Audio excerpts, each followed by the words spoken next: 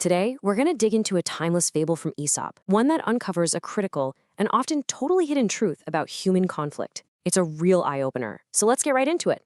We're starting at the very end of the story with these words because this is the gut punch. This is that moment of pure regret. It's the feeling you get when you look back at the wreckage of a pointless fight and realize there was a much, much better way. So to really get the lesson here, we first need to meet the players and understand the story. And trust me, this isn't just a tale about animals. It's a story about us. Okay, let's meet our cast. You've got the lion, who's all about regal power and dominance. Then there's the bear, representing pure, brute strength. And then, lurking in the background, is the fox, a perfect symbol of cunning opportunism. And the prize they're all after? A little goat. A kid, but really, it could be anything we fight over.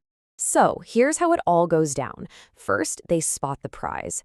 Then, the battle begins, and it is absolutely furious. They are not holding back. But the fight doesn't lead to a winner. It leads to total mutual exhaustion. They're both wounded, they're tired, they literally can't fight anymore. And it's in that exact moment of weakness that the fox, who's just been watching, strolls in, snatches the prize, and vanishes, leaving our two mighty rivals with absolutely nothing but their wounds and their rage. And that's the heart of it, isn't it? This story isn't just about a fight. It's about what that fight really costs.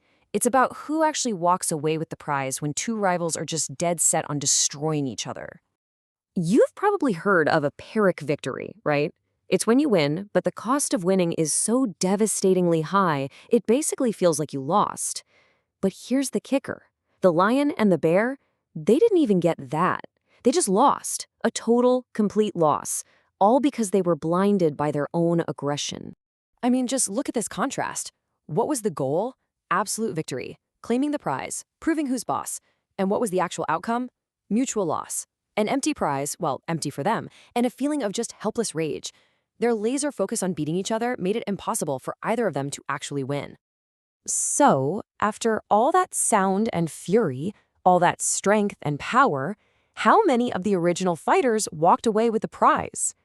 The answer is a big, fat zero. Nothing. All that effort was for nothing. The thing they fought so hard for went to the one player who didn't even have to throw a punch. Okay, this is where we pivot, because this stops being an old story and starts becoming way too real. Let's talk about the fox in your life, because this exact same dynamic plays out every single day in the modern world. We've all seen this, right? Think about it. Two friends arguing over some principle, so obsessed with being right that they completely wreck their friendship. The fox in that situation isn't a person. It's the broken trust that walks away with everything. Or what about siblings fighting so bitterly over an heirloom that the family just falls apart and they end up selling it to a stranger? And oh, the workplace.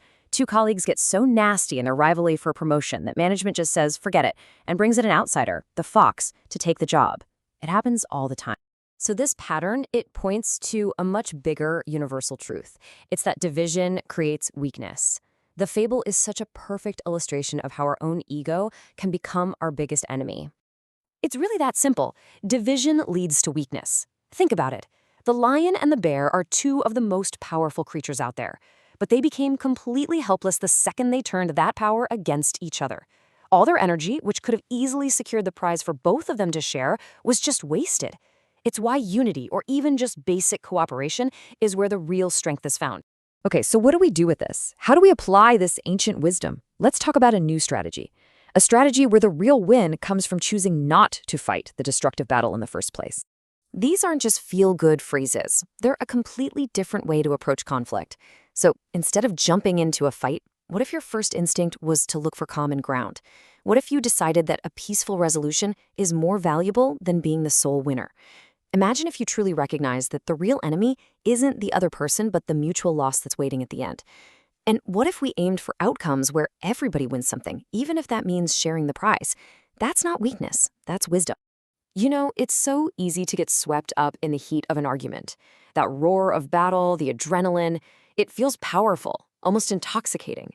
But as this story shows us so clearly, it's in the quiet after the storm, in that painful, exhausted silence, that the real truth hits you. And that leaves us with one last thing to chew on. In any conflict, we're always so focused on the rival standing in front of us. But maybe, just maybe, the real enemy isn't the person you're fighting at all. Maybe the real enemy is the lost opportunity, the shared victory that never even got a chance to exist.